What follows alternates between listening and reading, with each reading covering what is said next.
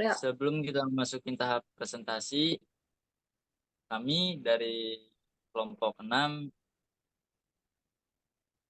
ingin membawakan sebuah yel-yel. 1, 2, 3. Ayo semua mari kita dengar.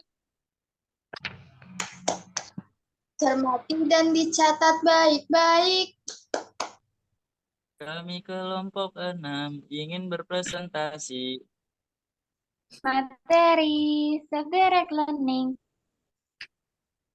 Ada 9 unsur pokok penting. Yaitu pengertian, tujuan, Langkah-langkah manfaat. Tingkatan tahap aspek. Kelebihan dan kekurangan. Assalamualaikum warahmatullahi wabarakatuh. Selamat pagi pada Ibu Ana Rufaidah, PD Konseling, serta teman-teman sekalian. Kami dari kelompok 3 ingin mempresentasikan hasil kerja kelompok kami yang berjudul Model Pembelajaran di mata kuliah Metodologi Pembelajaran. Sebelumnya, kami akan mempresentasikan diri terlebih dahulu. Perkenalkan, nama saya Muhammad Ihsan Gumilang, dan selanjutnya teman-teman sekelompok saya, silakan. Perkenalkan, nama saya Zahra Irunisa. Nama saya Korea Zara Syafira. Saya Nafil Landari. Saya Diayu Julianti. Saya Indah Harnisa. saya Nadira Fezati Az-Zahra. Baik, karena sudah memperkenalkan diri, berikut presentasinya. Silakan disimak.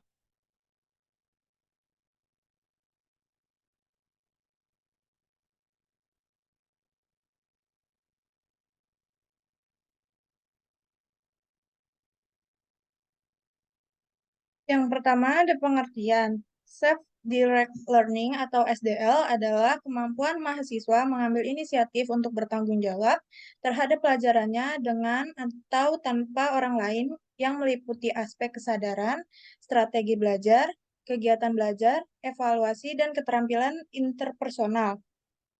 Atau dikenal juga dengan beberapa istilah yaitu self-planned learning, independent learning, self-education, self-instruction, self-teaching, self-study, dan autonomous learning. Semua istilah tersebut merujuk pada pengertian yang sama terkait kemandirian belajar, yaitu kemampuan yang dimiliki siswa untuk melakukan kegiatan belajar secara mandiri tanpa bergantung pada orang lain, guna mencapai tujuan pembelajaran. Proses peningkatan pengetahuan, keahlian, prestasi, dan pengembangan diri individu yang diawali dengan inisiatif sendiri, dengan belajar perencanaan, belajar sendiri atau self-planned, dan dilakukan sendiri atau self-conducted. Menyadari kebutuhan belajar, tujuan belajar, membuat strategi belajar, menilai hasil belajar, serta memiliki tanggung jawab sendiri menjadi agen perubahan dalam belajar.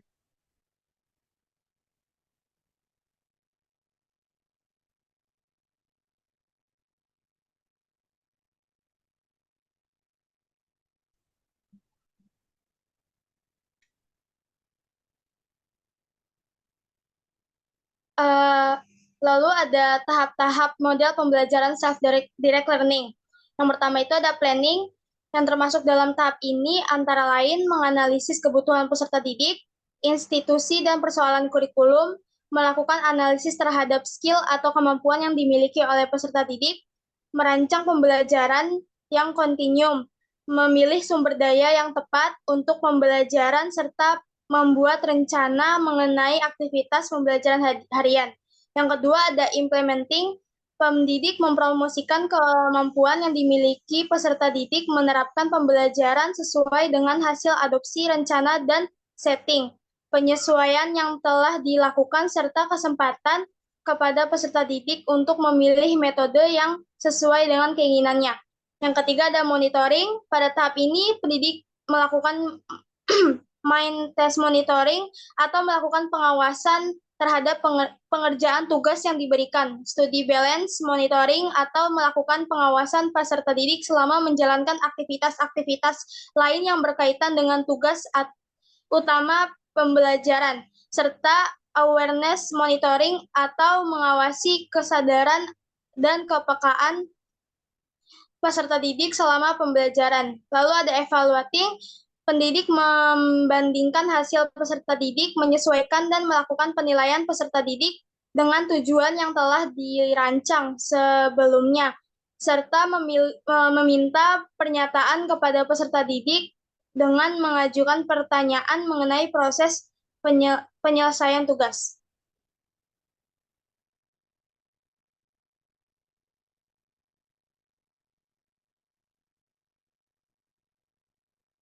Adapun prosedur atau langkah-langkah penerapan singkat sinteks model pembelajaran self-directed learning. Sinteks model pembelajaran langsung adalah A. Guru menjelaskan kompetensi dan tujuan pembelajaran, informasi latar belakang pembelajaran, pentingnya pembelajaran, mempersiapkan siswa untuk belajar. B. Guru mendemonstrasikan pengetahuan atau keterampilan yang benar untuk menyajikan informasi tahap demi tahap. C. Guru merencanakan serta memberikan bimbingan pelatihan awal. D. Mengecek apakah siswa telah berhasil melakukan tugas dengan baik, memberikan umpan balik. E. Guru mempersiapkan kesempatan melakukan pelatihan lanjutan dengan pelatihan khusus pada penerapan pada situasi lebih kompleks dalam kehidupan sehari-hari.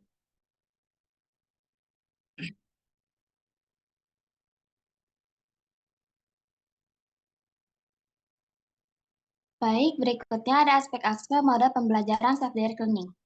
Menurut Gibbons, pada tahun 2002 menjelaskan bahwa program self-directed learning memiliki 5 aspek dasar yang menjadi elemen utama dalam pembelajaran self-directed learning. Aspek-aspek penting ini antara lain: 1. Kemampuan siswa dalam mengontrol banyaknya pengalaman belajar yang terjadi.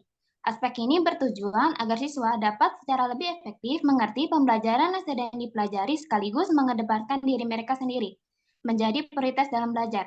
Kemampuan ini meliputi kemampuan dalam membentuk ide dan pendapat, pengambilan keputusan, serta tanggung jawab yang diemban oleh siswa tersebut.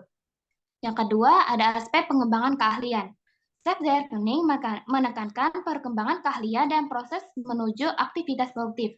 Siswa belajar untuk mencapai hasil program dan berpikir secara mandiri. Yang ketiga, aspek meningkatkan diri dalam kinerja formasi yang baik. Aspek ini, siswa ditantang untuk dapat mencapai pencapaian sebuah level yang sesuai dalam bakat dan minat diri siswa. Selain itu, siswa diajarkan untuk dapat menyelesaikan masalah mereka sendiri dan mengetahui risiko-risiko apa saja yang mereka dapatkan dalam menyelesaikan masalah tersebut. Yang keempat, ada aspek siswa dapat memanajemen diri mereka sendiri. Aspek ini menjelaskan bahwa siswa dapat memanajemen diri mereka sendiri dengan cara mengembangkan kontrol diri dan mengatur waktu serta usaha mereka sekaligus mengkombinasi hal tersebut menjadi sebuah keahlian. Yang terakhir, ada aspek yang memotivasi diri siswa. Aspek ini bertujuan agar siswa dapat memotivasi diri mereka sendiri sebagai salah satu bentuk evaluasi untuk mengembangkan prestasi yang telah diraih maupun prestasi yang ingin diraih ke depannya.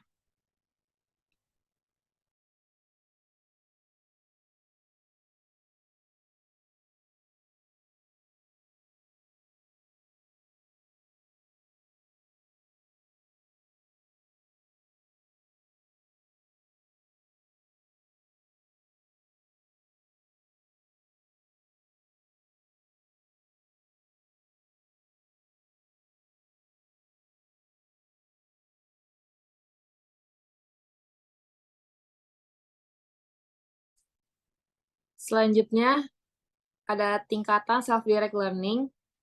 Self-direct learning menurut Holstein 1986, self-direct learning dibagi menjadi 3 tahapan. Terdapat tingkatan berdasarkan karakteristik pada intensitasnya, yaitu sebagai berikut. 1. Tingkat rendah. Pada tingkatan rendah, siswa masih banyak bergantung kepada guru dan teman dalam melakukan tindakan dalam belajarnya. Siswa tidak paham maksud eksplisit dari sebuah instruksi.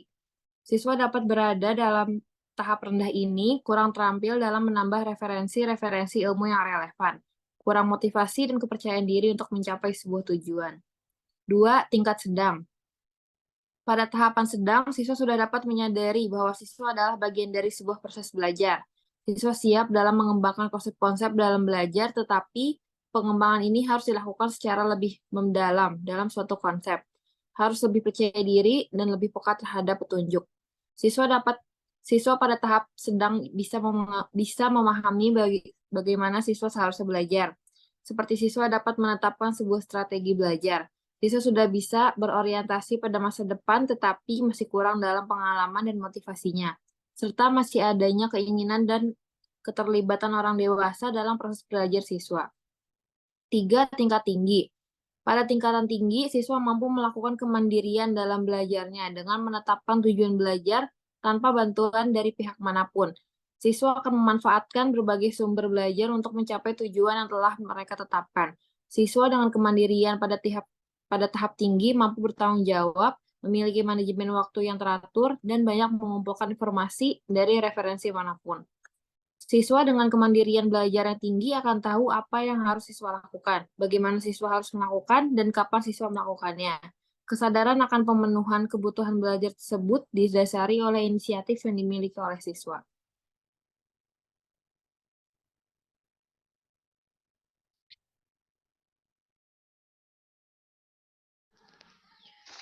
Selanjutnya tujuan. Yang pertama ada agar siswa memiliki inisiatif dengan atau tanpa bantuan orang lain. Yang kedua, untuk menganalisis kebutuhan belajarnya sendiri. Yang ketiga, mengidentifikasi sumber-sumber belajar. Yang keempat, memilih dan melaksanakan strategi belajar yang sesuai. Yang kelima, serta mengevaluasi prestasi belajarnya sendiri.